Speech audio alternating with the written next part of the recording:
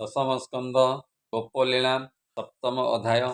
ଶ୍ରୀଶୁକବାଚ। ଶୁକ କହନ୍ତି ରାଜା ଆଗେ ନନ୍ଦ ଚଳଇ ବେଗେ ବେଗେ, ବସୁଦେବର ବୋଲ ଶୁଣି ମନେ ଚିନ୍ତଇ ଚକ୍ରପାଣି।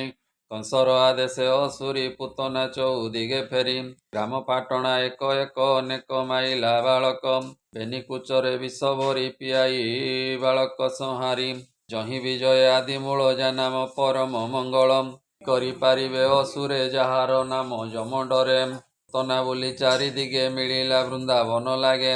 ରଜନୀ ହୋଇଲା ପ୍ରଭାତ ଜାଣିଲେ ପ୍ରଭୁ ଗୋପୀନାଥ, ଅନନ୍ତ ବିଚାରିଲେ ଚିତ୍ତେ ପୁତନା ଅଇଲା ଗୋପତେ। ଅନେକ ବାଳକ ମାଇଲା ମୋହର ନୁହଁ ସହିଲା, ଦୁଷ୍ଟ ମାରଣେ ମୋର ଜନ୍ମ ଅସୁରୀ କଲା ଏଡ଼େ କର୍ମ। ଏମତେ ହରି ବିଚାରିଲେ ପୁତନା ମନ ଆକର୍ଷିଲେ, ରାକ୍ଷସ ବିଚାରଇ ବସି ଏହି ନଗରେ ଯିବି ପଶି।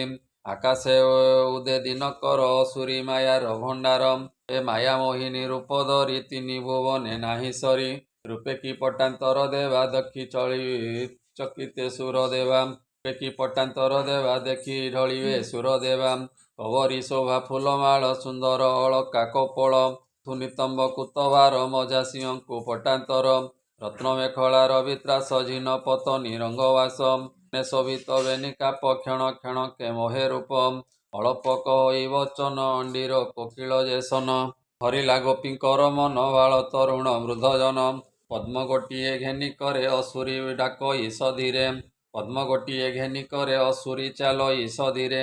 ପୁତନା ରୂପ ଲୋକେ ଦେଖି ପିଛାଡ଼ି ନ ପାରନ୍ତି ଆଖି, ଘୋଡ଼ାଇ ବୋଲନ୍ତି ଯୁବତୀ କିମ୍ପା ତେଜିଲେ ଆହ୍ୟାପତି। ଏମତ ଦେଖିଲା ତ ନାହିଁ କେବଲେ ଅମ୍ବିକା ଅଟଇ, କେବଲେ ଶୁଣ ମୋ ଉତ୍ତର କୃଷ୍ଣ ଜନ୍ମିଲେ ନନ୍ଦ ଘର। କମଳା ଆସିଛନ୍ତି ଦେଖି ଜଳଧି ଶୟନ ଉପେକ୍ଷୀ, କେବଲେ ଅଟଇ ହେମନ୍ତ ପୁରାଣେ ଶୁଣିଛୁ ତଦନ୍ତ। ମତେ ଜାଣି ନ ପାରିଲେ ସମସ୍ତେ ପଛେ ଗୋଡ଼ାଇଲେ, ପୁତନା କହଇ ମଧୁର ବାଳକ ଅଛି କାହା ଘର। ମୋର ବାଳକ ଏବେ ମଲା ଦଉରଜ ପୀଡ଼ା ମତେ କଲା, କାହାର ପୁତ୍ର ଅଛି ମାଏ ସ୍ତନ ପିଆଇବି ଥୋକାଏ। ଅସୁରୀ ଚାଲଇ ସଧୀରେ ମିଳିଲା ଯାଇ ନନ୍ଦ ଦ୍ୱାରେ, ଗୋପୀଏ ଗଲେ ଅପସରି ଭିତରେ ପଶିଲା ଅସୁରୀ। ଯଶୋଦା ହୋଇଲା ଉଷତ ସୁତମ ହେବ ବଳବନ୍ତ, ଏ ମୋର ଘରେ ଯେବେ ତାଇ ଆନନ୍ଦେ କୃଷ୍ଣକୁ ବଞ୍ଚାଇ। ନନ୍ଦର ଛାମୁରେ କହିବି ଅନେକ ଧନ ରତ୍ନ ଦେବି, ଯଶୋଦା ଏମନ୍ତ ବିଚାରି ପୁତନା ଚାହିଁଲେ ମୁରାରି।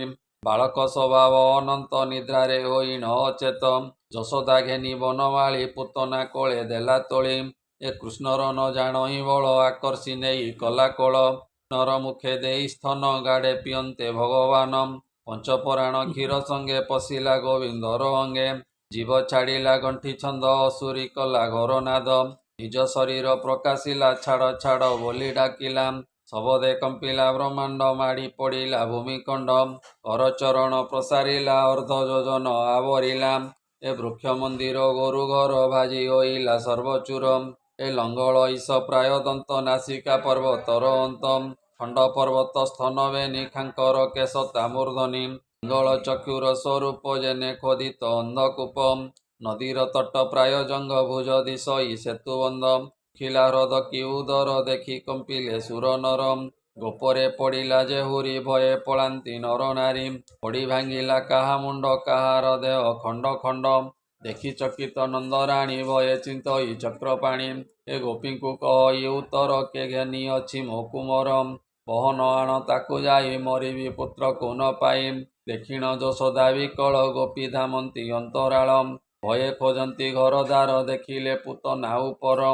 ବେନି ପର୍ବତ ମଧ୍ୟେ ରହି ଯେସନେ ଶଶକ ଦିଶଇ, ଏ ପୁତନା ସ୍ତନ ମଧ୍ୟେ ହରି ଗୋପୀଏ ଯାଇ କୋଳ କରି। ପୁତ୍ରକୁ ଦେଖିଣ ବିସ୍ମୟେ ଆନନ୍ଦ ହୋଇଲେ ଥୋକାଏ, ରୋହିଣୀ ଦେଖିଣ ଉଷତ ଲୋକେ ହୋଇଲେ କୃତକୃତ୍ୟ। ଗୋପୀ ମିଳିଲେ ବେଗେ ଯାଇ କହନ୍ତି ଯଶୋଦାକୁ ଚାହିଁ, ବିପଦୁ ତରିଲା କୁମର ତୁ ଏବେ ରିଷ୍ଟ ଶାନ୍ତି କର। ଶୁଣି ଆନନ୍ଦ ନନ୍ଦରାଣୀ ପୁତ୍ରକୁ ଘେନିଲେ ରୋହିଣୀ, ବେଢ଼ି ବସିଲେ ଗୋପନାରୀ ଯେତେ ଯଶୋଦା ପରିବାରୀ।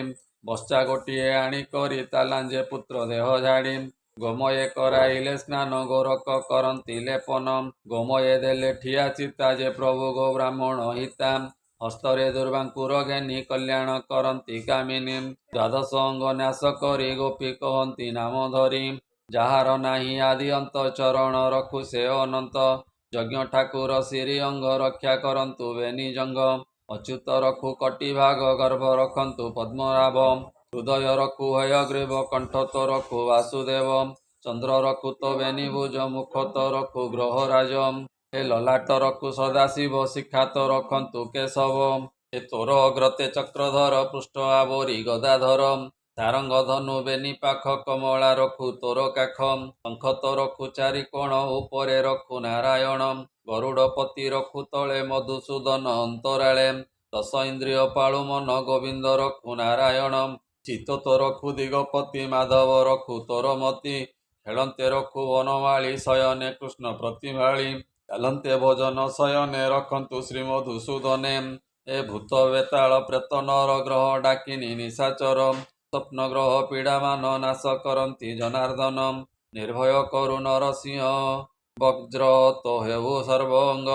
ଆମ୍ବର ଆୟୁ ତତେ ହେଉ ଆୟୁଷ ଚିର କାଳ ରହୁ ଅସ୍ୱସ୍ଥମାଦି ସିଦ୍ଧ ସାତେ ଆଙ୍କ ଆୟୁର୍ବଳ ଯେତେ ସର୍ବତୋର ଦେହେ ହେଉ ତ ଯଶ ତିନି ପୁରେ ଥାଉ ନଥାଉ ତତେ କେ ଜିଣନ୍ତା ତିନି ଭୁବନେ ସାମରତା ମତେ ସ୍ନେହ ବର ହୋଇ ଯଶୋଦା କୋଳେ ଦେଲେ ନେଇ ଧନ୍ୟ ପିଆଇ ନନ୍ଦରାଣୀ ଭଏ ଚିନ୍ତଇ ଚକ୍ରପାଣି ନନ୍ଦ ଯେ ଥିଲା ମଧୁବନେ ଆସି ମିଳିଲା ରାତ୍ରମାନେ ଦେଖିଲା ପୁତନା ଶରୀର ଭଏ କମ୍ପଇ ଥରହର ମିତ୍ର ଦେଖିଣ ଯାହା ଶୁଣି ସୁମରି ଦୃଢ଼ ମନେ ଗୁଣି ଗୋପାଳ ମାନ କୁରାଇଲା ଦହନ କର ହୋଇଲା ଏ ନନ୍ଦ ଆଜ୍ଞାରେ ଗୋପଜନ କହନ୍ତି କରିବୁ ଦହନ ତକ୍ଷଣେ କରି ଖଣ୍ଡ ଖଣ୍ଡ ଦହିଲେ ପୁତନାର ପିଣ୍ଡ ଅନଳେ ଦହନ୍ତେ ଅସୁରୀ ଗନ୍ଧ ପ୍ରସରିଲା କସ୍ତୁରୀ ଆନନ୍ଦ ହୋଇଣ ସକଳ ଗନ୍ଧ ଆମୋଦେ ଦିଗପାଳ ହରି ଭଖିଲେ ଯାର କ୍ଷୀର ସୁଗନ୍ଧ କେତେ କମାତର ଅଷ୍ଟାଙ୍ଗ ଯୋଗେ ମୁନିଗଣେ ସେବନ୍ତି ଯାହାର ଚରଣେ କ୍ଷୀର ସଙ୍ଗତେ ପଞ୍ଚପ୍ରାଣ ତାର ଶରୀରେ ହନ୍ତିଲୀନ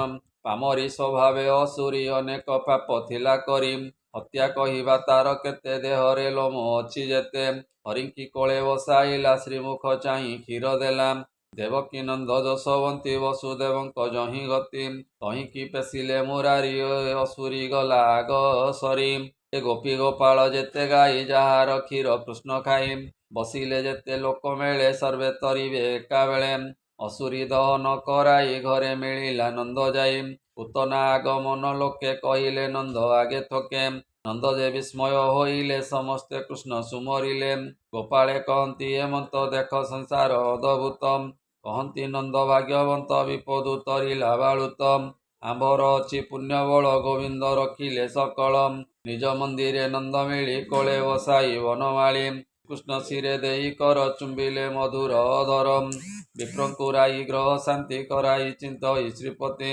ନନ୍ଦର ଆଜ୍ଞାରେ ବ୍ରାହ୍ମଣେ କରନ୍ତି ଶାନ୍ତି ଗ୍ରହ ଗଣେ ଜଗତେ ଯେତେ ପ୍ରାୟଶ୍ଚିତ କରନ୍ତି ଧର୍ମଶାସ୍ତ୍ର ମତ ଷଡ଼ ଅକ୍ଷର ମନ୍ତ୍ର ପଢ଼ି ନିଅନ୍ତି କୁଶ ଅଗ୍ରେ ବାରି ସହସ୍ରେ ବର୍ଷାଧେନୁ ମୂଳେ ସୁବର୍ଣ୍ଣ ଅଳଙ୍କାର ତୁଲେ ପ୍ରସନ୍ନ ହୋଇ ବିପ୍ରଗଣ କୃଷ୍ଣକୁ କରନ୍ତି କଲ୍ୟାଣ ସକଳ ରିଷ୍ଟରୁ ଅଚ୍ୟୁତ ତତେ ଯେ କରନ୍ତୁ ମୁକତ ଜ୍ଞାତି ଭୋଜନ ଦେଲେ ନନ୍ଦ ରିଷ୍ଟ ଖଣ୍ଡିବେ ଆଦି କନ୍ଦ ଆନନ୍ଦେ ହୋଇ କୃତକୃତ୍ୟ କହନ୍ତି ବ୍ୟାସଙ୍କର ସୁତ ଶୁଣ ହେ କୃଷ୍ଣ ବାଳ କେଳି ଆନନ୍ଦ ହୋଇ ମନେ ବାଳି ପୁତନା ମରିବାର ବାଣୀ କର୍ଣ୍ଣେ ଶୁଣନ୍ତି ଯେତେ ପ୍ରାଣୀ ଏ ଅସୁରୀ ତରିଲା ଯେମନ୍ତେ ସୁଜନେ ଯିବେ ସେହି ପତେ ଭଜନ କର ଦୃଢ଼ ଚିତ୍ତେ ହରି ଭକତଙ୍କର ମତେ ଏ ଗୀତ ବିନୋଦେ ଭାଗବତ କହି ବିପ୍ର ଜଗନ୍ନାଥ ଶ୍ରୀମଦ ଭାଗବତେ ମହାପୁରାଣେ ପରମହଂସ୍ୟାମି ସହିତାମ୍ କାଶିକ୍ୟାମ୍ ଦଶମ ସ୍କନ୍ଧେ ଶ୍ରୀକୃଷ୍ଣ ବିଜୟ ପୁତନା ମୋକ୍ଷଣେ ନାମ ସପ୍ତମ ଅଧ୍ୟାୟ ବୋଲାନନ୍ଦେ କବାର ହରି ହରି ବୋଲ।